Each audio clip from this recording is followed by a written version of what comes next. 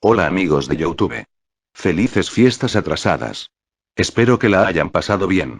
El video de hoy viene a que la serie que empecé hace poco, tiene una historia de trasfondo bastante famosa. Pero hay gente que sin embargo no conoce este evento. Así que este video viene a ser como una explicación. Para que todos puedan disfrutar de la serie. Así que sin más dilación empecemos.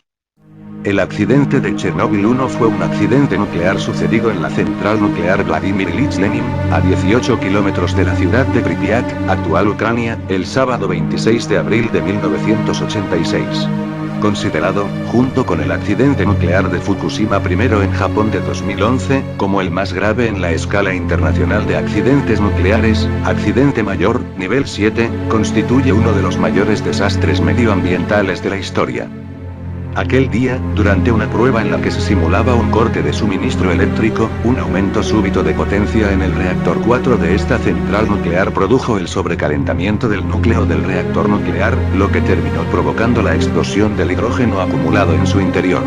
Básicamente se estaba experimentando con el reactor para comprobar si la energía de las turbinas podía generar suficiente electricidad para las bombas de refrigeración en caso de fallo, hasta que arrancaran los generadores diésel. La cantidad de dióxido de uranio, carburo de boro, óxido de europio, herbio, aleaciones de circonio y grafito expulsados, 4 materiales radiactivos y o tóxicos que se estimó fue unas 500 veces mayor que el liberado por la bomba atómica arrojada en Hiroshima en 1945, causó directamente la muerte de 31 personas y forzó al gobierno de la Unión Soviética a la evacuación repentina de 116.000 personas, provocando una alarma internacional al detectarse radiactividad en al menos 13 países de Europa Central y Oriental. Después del accidente, se inició un proceso masivo de descontaminación, contención y mitigación que desempeñaron aproximadamente 600.000 personas denominadas liquidadores en las zonas circundantes al lugar del accidente, y se aisló un área de 30 kilómetros de radio alrededor de la central nuclear conocida como zona de alienación, que sigue aún vigente. Solo una pequeña parte de los liquidadores se vieron expuestos a altos índices de radiactividad. Los trabajos de contención sobre el reactor afectado evitaron una segunda explosión de consecuencias dramáticas que podría haber dejado inhabitable toda Europa. 2 empleados de la planta murieron como consecuencia directa de la explosión esa misma noche a las 2 de la mañana, a la hora exacta que la explosión ocurrió, y otros 29 en los 3 meses siguientes. 1000 personas recibieron grandes dosis de radiación durante el primer día después del accidente, 200.000 personas recibieron alrededor de 100 msv, 20.000 cerca de 250 msv y algunos 500 msv. En total, 600.000 personas recibieron dosis de radiación por los trabajos de descontaminación posteriores al accidente. 5.000 de personas vivieron en áreas contaminadas y 400.000 en áreas gravemente contaminadas. Hasta hoy no existen trabajos concluyentes sobre la incidencia real, y no teórica, de este accidente en la mortalidad poblacional. Tras prolongadas negociaciones con el gobierno ucraniano, la comunidad internacional financió los costes del cierre definitivo de la central, completado el 15 de diciembre de 2000. Inmediatamente después del accidente se construyó un sarcófago, para aislar el interior del exterior, que se ha visto degradado en el tiempo por diversos fenómenos naturales, por lo que corre riesgo de desplomarse. Desde 2004 se lleva a cabo la construcción de un nuevo sarcófago para el reactor. El resto de reactores de la central están cerrados. La central nuclear de Chernóbil, Central Eléctrica Nuclear Memorial V.I. Lenin, se encuentra en Ucrania, 18 kilómetros al noroeste de la ciudad de Chernóbil, a 16 kilómetros de la frontera entre Ucrania y Bielorrusia y 110 kilómetros al norte de la capital de Ucrania, Kiev. La planta tenía 4 reactores RBMK, 1000 con capacidad para producir 1000 mue cada uno. Durante el período de 1977 a 1983 se pusieron en marcha progresivamente los 4 primeros reactores. El accidente frustró la terminación de otros 2 que estaban en construcción. El diseño de estos reactores no cumplía los requisitos de seguridad que en esas fechas ya se imponían a todos los reactores nucleares de uso civil en Occidente. El más importante de ellos es que carecía de un edificio de contención adecuado, si es que poseían uno 7. El núcleo del reactor 8 estaba compuesto por un inmenso cilindro de grafito de 1700 T, dentro del cual 1661 tubos metálicos resistentes a la presión alojaban 190 toneladas de dióxido de uranio en forma de barras cilíndricas. Por estos tubos circulaba agua pura a alta presión que, al calentarse, proporcionaba vapor a la turbina de rueda libre. Entre estos conductos de combustible se encontraban 180 tubos, denominados barras de control y compuestos por grafito y boro, que ayudaban a controlar la reacción en cadena dentro del núcleo del reactor. El accidente en agosto de 1986, en un informe enviado a la Agencia Internacional de Energía Atómica, se explicaban las causas del accidente en la planta de Chernóbil. Este reveló que el equipo que operaba en la central el sábado 26 de abril de ese año se propuso realizar una prueba con la intención de aumentar la seguridad del reactor. Para ello deberían averiguar durante cuánto tiempo continuaría generando energía eléctrica la turbina de vapor después de la pérdida de suministro de energía eléctrica principal del reactor 9 en caso de un corte. Las bombas refrigerantes de emergencia requerían de un mínimo de potencia para ponerse en marcha para rellenar el hueco de entre 45 y 60 segundos hasta que arrancaran los generadores diésel y los técnicos de la planta desconocían si, una vez cortada la afluencia de vapor, la inercia de la turbina podía mantener las bombas funcionando durante ese lapso. Para realizar este experimento, los técnicos no querían detener la reacción en cadena en el reactor para evitar un fenómeno conocido como envenenamiento por xenón. Entre los productos de fisión que se producen dentro del reactor, se encuentra el xenón 135, un gas muy absorbente de neutrones. Mientras está en funcionamiento de modo normal, se producen tantos neutrones que la absorción es mínima, pero cuando la potencia es muy baja o el reactor se detiene, la cantidad de 135 She aumenta e impide la reacción en cadena por unos días. El reactor se puede reiniciar cuando se desintegra el 135 She. Un operador insertó las barras de control para disminuir la potencia del reactor y esta decayó hasta los 30 megawatts. Con un nivel tan bajo, los sistemas automáticos detendrían el reactor, y por esta razón desconectaron el sistema de regulación de potencia, el sistema refrigerante de emergencia del núcleo, y en general los mecanismos de apagado automático del reactor. Estas acciones, así como la de sacar de línea la computadora de la central que impedía las operaciones prohibidas, constituyeron graves y múltiples violaciones del Reglamento de Seguridad Nuclear de la Unión Soviética. A 30 megawatts de potencia comenzó el envenenamiento por xenón, y el reactor se apagaría automáticamente. Para evitarlo, debieron aumentar la potencia del reactor subiendo las barras de control, pero con el reactor a punto de apagarse, los operadores retiraron manualmente demasiadas barras. De las 167 barras de acero al boro que tenía el núcleo, las reglas de seguridad exigían que hubiera siempre un mínimo de 30 abajo, y en esta ocasión dejaron solamente 8. En unos pocos minutos lograron estabilizar el reactor entre 160 y 200 MUE. Con los sistemas de emergencia desconectados, el reactor experimentó una subida de potencia tan extremadamente rápida que los operadores no lograron detectarla a tiempo. A la 1:23, una hora después de comenzar el experimento, algunos en la sala de control comenzaron a darse cuenta de que algo andaba mal. Cuando quisieron bajar de nuevo las barras de control presionando el botón de apagado de emergencia, el botón AZ5 defensa de emergencia rápida 5, estas no respondieron debido a que posiblemente ya estaban deformadas por el calor y las desconectaron para permitirles caer por gravedad, logrando insertarse alrededor de 2,5 m dentro del núcleo antes de resquebrajarse debido a la enorme presión. Se oyeron fuertes ruidos y entonces se produjo una explosión causada por la formación de una nube de hidrógeno dentro del núcleo, que hizo volar el techo de 1200 toneladas del reactor, provocando un incendio en la planta y una gigantesca emisión de productos de fisión a la atmósfera. Minutos después del accidente, todos los bomberos militares asignados a la central ya estaban en camino y preparados para controlar el desastre rápidamente. Las llamas afectaban a varios pisos del reactor 4 y se acercaban peligrosamente al edificio donde se encontraba el reactor 3. El comportamiento heroico de los bomberos durante las 3 primeras horas del accidente evitó que el fuego se extendiera al resto de la central. Aún así, pidieron ayuda a los bomberos de Kiev debido a la magnitud de la catástrofe. Los operadores de la planta pusieron al reactor 3 en refrigeración de emergencia, y al 1 y 2 en la mañana del 27 de abril. 2 días después, había 18 heridos muy graves y 156 heridos con lesiones de consideración producidas por la radiación. Todavía no había una cifra del número de muertos, pero en un accidente nuclear aumenta día tras día la lista de víctimas, hasta pasados muchos años. Los niveles de radiación en las zonas más afectadas del edificio del reactor se han estimado en 5,6 röntgens por segundo, lo que equivale a más de 20.000 röntgens por hora. Una dosis letal es de alrededor de 100 röntgens por hora, por lo que en algunas zonas, los trabajadores que no tenían protección adecuada recibieron dosis mortales en menos de un minuto.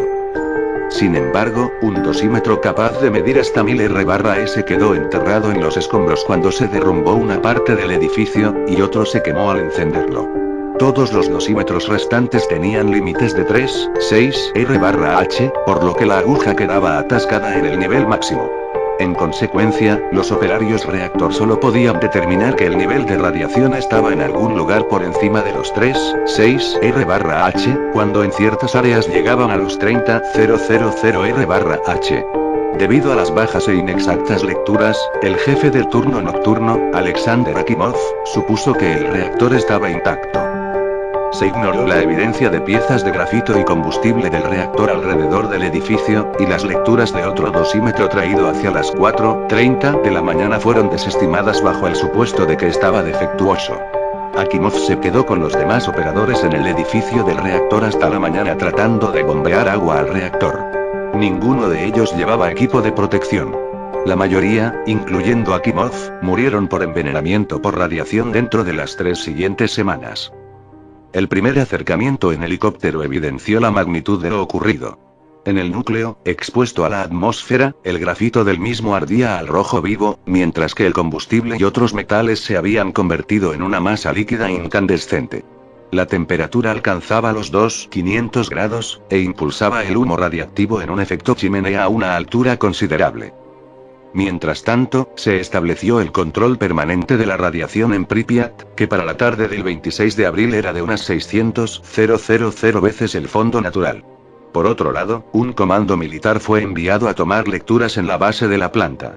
Se registró un astronómico nivel de 2080 röntgens, por lo que en 15 minutos un ser humano absorbería la dosis letal.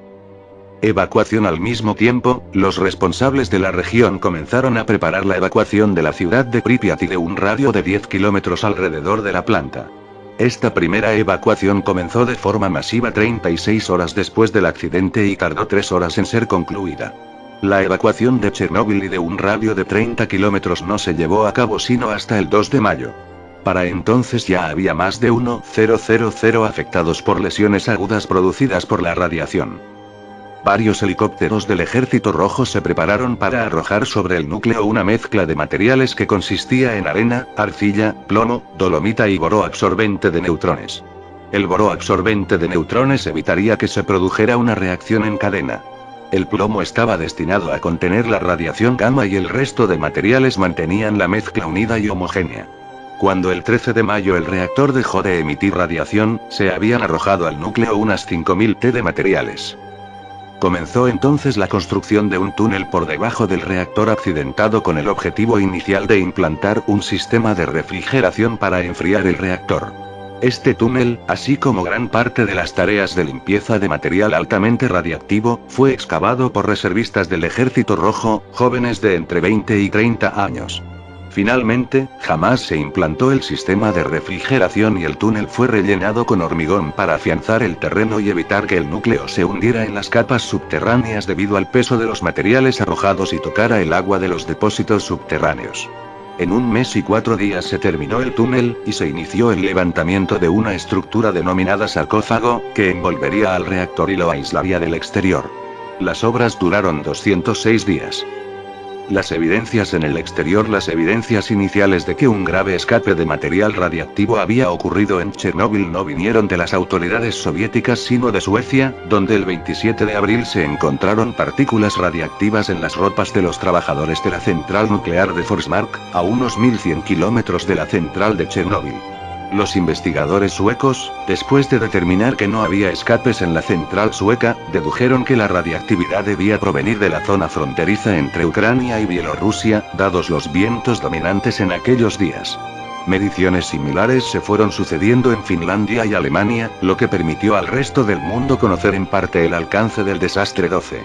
La noche del lunes 28 de abril, durante la emisión del programa de noticias Bremya, @5, el presentador leyó un escueto comunicado. Ha ocurrido un accidente en la central de energía de Chernóbil y uno de los reactores resultó dañado. Están tomándose medidas para eliminar las consecuencias del accidente. Se está asistiendo a las personas afectadas. Se ha designado una comisión del gobierno. Los dirigentes de la Unión Soviética habían tomado la decisión política de no dar más detalles. Pero ante la evidencia, el 14 de mayo el secretario general Mikhail Gorbachev decidió leer un extenso y tardío pero sincero informe en el que reconocía la magnitud de la terrible tragedia. Sin embargo, la prensa internacional manifestó que el informe dado por las autoridades soviéticas minimizaba la magnitud del accidente y deseaban cubrir en la mayor de las posibilidades los efectos colaterales y secundarios que arrojaría al mundo una catástrofe nuclear de esa magnitud, y que empezaban a ser evidentes en todo el mundo, y sobre todo en Europa. Los efectos del desastre. La explosión provocó la mayor catástrofe en la historia de la explotación civil de la energía nuclear. 31 personas murieron en el momento del accidente, alrededor de 135.000 personas tuvieron que ser evacuadas de los 155.000 kilómetros afectados, permaneciendo extensas áreas deshabitadas durante muchos años al realizarse la reubicación posteriormente de otras 215.000 personas. La radiación se extendió a la mayor parte de Europa, permaneciendo los índices de radiactividad en las zonas cercanas en niveles peligrosos durante varios días. La estimación de los radionucleidos que se liberaron a la atmósfera se sitúa en torno al 3,5% del material procedente del combustible gastado, aproximadamente 6 toneladas de combustible fragmentado, y el 100% de todos los gases nobles contenidos en el reactor. De los radioisótopos más representativos, la estimación del vertido es de 85 petabecquerelios de 137 cs y entre el 50 y el 60% del inventario total de 131 y, es decir, entre 1,600 y 1,920 petabecquerelios. Estos dos son los radioisótopos más importantes desde el punto de vista radiológico, aunque el vertido incluía otros en proporciones menores, como 90 señor o 239 tu. La contaminación de Chernóbil no se extendió uniformemente por las regiones adyacentes, sino que se repartió irregularmente en forma de bolsas radiactivas, como pétalos de una flor, dependiendo de las condiciones meteorológicas. Informes de científicos soviéticos y occidentales indican que Bielorrusia recibió alrededor del 60% de la contaminación que cayó en la antigua Unión Soviética. El informe Torch 2006 afirma que la mitad de las partículas volátiles se depositaron fuera de Ucrania, Bielorrusia y Rusia. Una gran área de la Federación Rusa al sur de Briansk también resultó contaminada, al igual que zonas del noroeste de Ucrania 15. En Europa Occidental se tomaron diversas medidas al respecto, incluyendo restricciones a las importaciones de ciertos alimentos. En Francia se produjo una polémica cuando el Ministerio de Agricultura negó en mayo de 1986 que la contaminación radiactiva hubiese afectado a ese país, contradiciendo los datos de la propia administración francesa. Los medios de comunicación ridiculizaron rápidamente la teoría de que la nube radiactiva se hubiese detenido en las fronteras de Francia 16. 200 personas fueron hospitalizadas inmediatamente, de las cuales 31 murieron, 28 de ellas debido a la exposición directa a la radiación. La mayoría eran bomberos y personal de rescate que participaban en los trabajos para controlar el accidente.